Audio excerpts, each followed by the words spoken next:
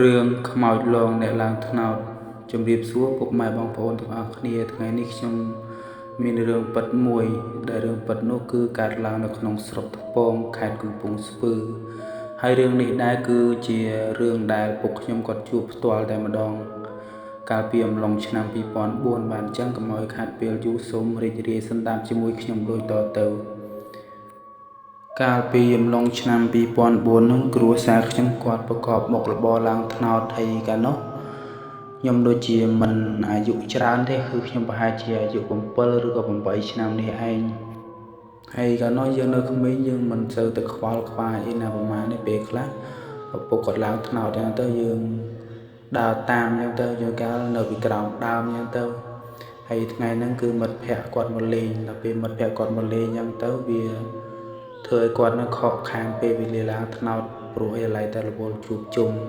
គ្នាមួយផ្លែតចឹងទៅដល់ម៉ោង8:79បាត់ហើយអញ្ចឹងថ្ងៃហ្នឹងគឺគាត់អត់ឲ្យខ្ញុំទៅជាមួយគាត់ទេគាត់ថាអូនគាត់ឯងនៅផ្ទះទៅឬថារដងឃើញយើងចំណាំទៅដើរតាមគាត់អញ្ចឹងហើយកាលនោះហ្នឹងគឺគាត់អានថាខែភ្លឺគាត់អត់មានបានយកពិលទៅទេហើយបន្ទាប់ពីគាត់ប្រាប់ខ្ញុំហ្នឹងហើយគាត់ក៏រែកកំពុងទឹកត្នោតសំដៅទៅឡើងត្នោតទៅហើយដល់ពេលនេះគាត់និយាយប្រាប់ខ្ញុំដែរទេក្នុងឡងពេលគាត់មកវិញហ្នឹងគាត់ថាម្លងពេលរែងពងទឹកត្នោតហ្នឹងគាត់ថាគាត់ដើរជាព្រឺសបុលហើយមនុស្សពុកខ្ញុំគឺគាត់ចេះខ្លាចខ្មោចទេគឺគាត់ដើរទៅសដៅដើមត្នោតដែលគាត់ឡើងហ្នឹងកន្លែងហ្នឹងគឺគេហៅចំការលិចខាងស្រុកខ្ញុំគឺគេហៅអញ្ចឹងដូចថាចំការហ្នឹងគឺធំមានទាំងដើមត្នោតមានទាំងដើមឈើដើមអីច្រើនហើយគាត់ទៅដល់ភ្លាមហ្នឹងក៏អត់ទាន់មានរឿងអីកើតឡើងដែរគឺគាត់ឡើងត្នោតបែបធម្មតាអញ្ចឹងទៅរហូតទៅដល់គាត់ឡើងទៅដល់ដើមត្នោតម្ដើមទៀតដែលមានដើមស្វាយព្រៃនៅខាងក្រោមម្ដើមហើយដើមស្វាយព្រៃនៅក្រោមធំអោបគ្នាប្រហែល4-10នាក់អត់ចង់ជុំហ៎ធំមែនទែនគឺដើមស្វាយព្រៃហ្នឹងតែដើមស្វាយព្រៃហ្នឹងក៏អត់ខ្ពស់ទេដូចថាវាធំបែបរបៀបតឿអញ្ចឹងណាហើយពេលគាត់ទៅដល់គឺគាត់បានរៀបចំពងឡើងទៅតាមធម្មតាអញ្ចឹងទៅស្រាប់តែគាត់ឡើងដល់ពាក់កណ្ដាលដើមហ្នឹងប្រអោងដែលគាត់ឡើងត្នោតហ្នឹងគឺបែបគឺគាត់ក៏ឆ្ងល់គាត់អឺតមើលក្រោមគាត់ឃើញក្មេងប្រុសម្នាក់ឡើងតាមគាត់ពីក្រោយហើយអញ្ចឹងគាត់ក៏ស្រែកហៅព្រោះអីគាត់ស្មានច្រឡំតែខ្ញុំអញ្ចឹងព្រោះអីខ្ញុំអាសាដើរតាមគាត់កាលនោះគាត់ហៅអាអូនដល់ពេលអញ្ចឹងហៅ3-4ម៉ាត់ក្មេងប្រុសគឺអត់ឆ្លើយទេអញ្ចឹងពុកខ្ញុំគាត់ថាអត់ទៅស្រួលទេប្រហែលជាអ្នកណាឯងចង់មកលេង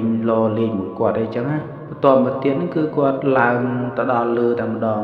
ដល់ពេលឡើងទៅដល់លើហ្នឹងគឺគាត់កំពុងហូតក្បិតចិត្តផ្កាត្នោត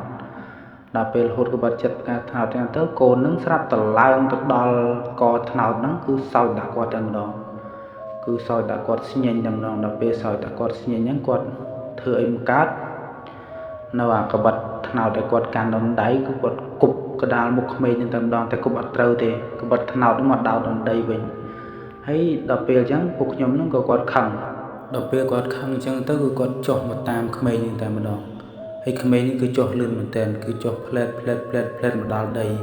ដល់ពេលមកដល់ដីទៅពុកខ្ញុំក៏គាត់មកដល់ដីដែរដល់ពេលគាត់មកដល់ដីដែរគាត់ទៅរើក្បិតហ្នឹងទៅគប់ភាសាទៀតស្រាប់តែក្មេងហ្នឹងរត់ឡើងលើដើមស្វាយដល់ពេលឡើងលើដើមស្វាយពុកខ្ញុំក៏គាត់ដើរជុំវិញដើមស្វាយមួយជុំក៏ពីរជុំស្រាប់តែឃើញម្នាក់ទៀតប្រហែលជាម្ដាយឬក៏យ៉ាងម៉េចអានេះខ្ញុំអត់ច្បាស់ដែរថាពុកខ្ញុំគាត់ប្រាប់កាលហ្នឹងណាគេថាឃើញម្ដាយម្នាក់ទៀតអង្គុយនៅលើមែកស្វាយគឺកូននឹងក៏ឡើងទៅអង្គុយបន្ទឹមគ្នានឹងតែម្ដង